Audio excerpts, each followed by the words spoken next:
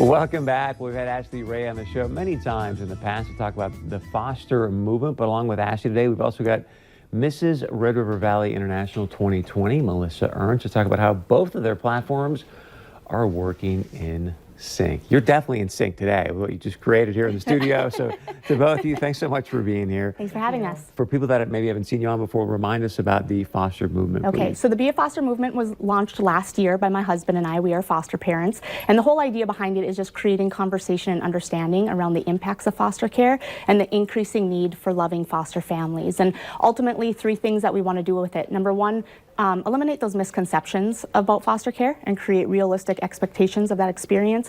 Number two, provide support outlets for current foster families. Can we pause for a moment? So Yes. what are some of the biggest misconceptions that you hear or see? I mean, I think there's a lot of them. One of them that I just posted about yesterday were teens. You know, we have a lot of teens that age out of foster care just because people think that they have behavioral issues or you can't form a relationship with them. And so that was actually a post I made yesterday, was just about teens and getting over that misconception and trying to find them foster families also. Yes. So then supporting foster families, and then the last one is just ultimately encouraging people to make an impact in the life of a child and be a foster.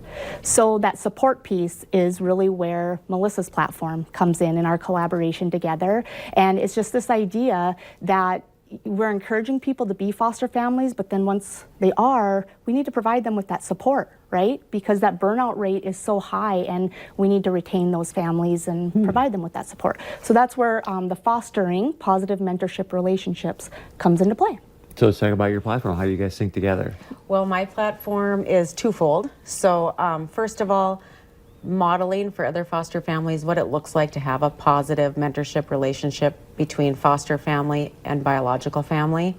It's kind of a new concept. Not a lot of people are doing it, but I think it's going to make a huge difference in the success rate of reunifications when kids go back to their biological family.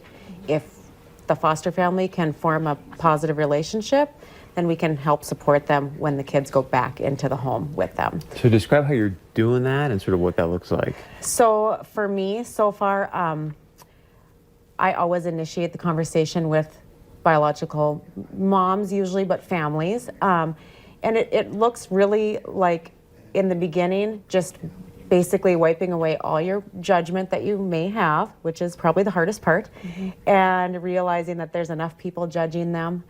That does not need to be your role, and your role can be their friend and supporter instead.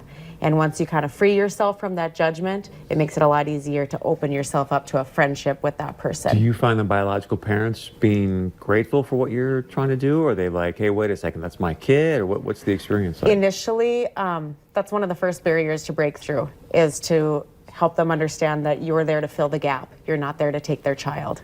And once you get through that, it gets much easier.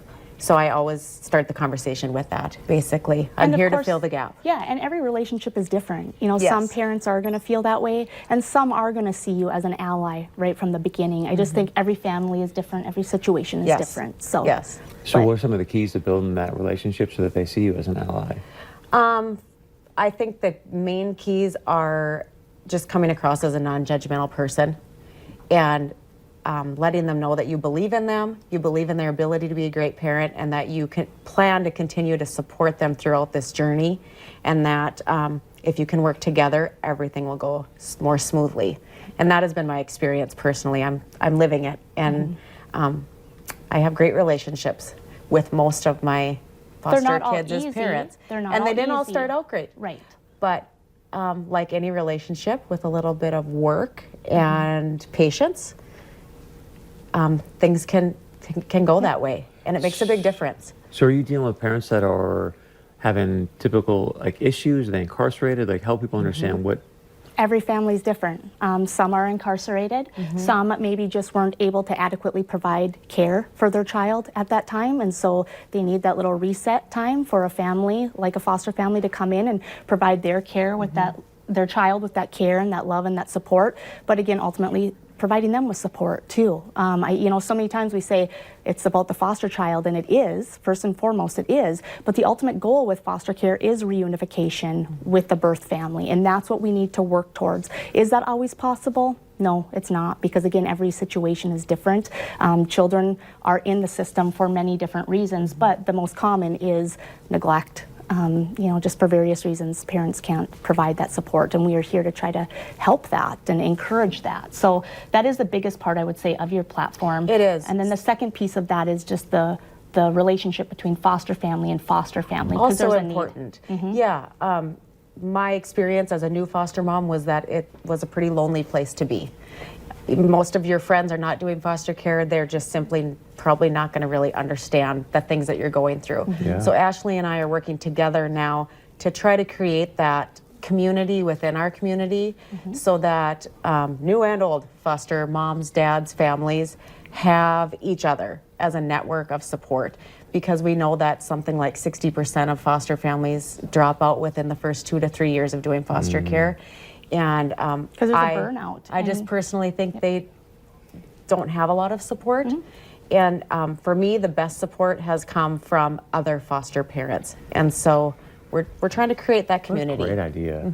I got about 10 seconds left. If people want more information, want to reach out to you, how do they do that? They can go to beafoster.org, or they can visit either one of us on Facebook. So Great stuff. Thanks, Yeah. you guys, for being Thank here. you. Thank Appreciate you. it. All right, stay with us. We got much more coming up right after this.